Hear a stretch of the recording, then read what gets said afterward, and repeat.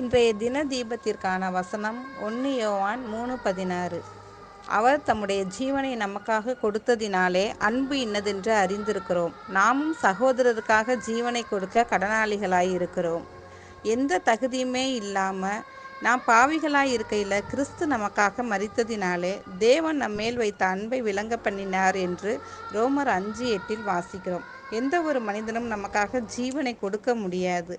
நம்மை பாவத்திலிருந்து, சாபத்திலிருந்து, நரக ஆக்கினையிலிருந்து விடுவிப்பதற்காக ஜீவனை கொடுத்த கிறிஸ்துவின் அறிவு கேட்டாத அந்த அன்பை தேவன் அற்றவர்களாய் இருக்கிற நமது சகோதர சகோதரிகளுக்கு சொல்லி அவர்களையும் நித்திய ஜீவனுக்கு பங்குள்ளவர்களாய் மாற்ற நாம் கடனாளிகளாய் இருக்கிறோம்.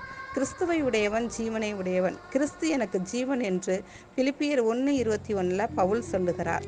ஜெபத்தின் மூலம், சுவிசேஷம் சொல்லுவதின் மூலம் கிறிஸ்துவின் அன்பை நாம் சகோதர சகோதரிகளுக்கு கொடுப்போம்.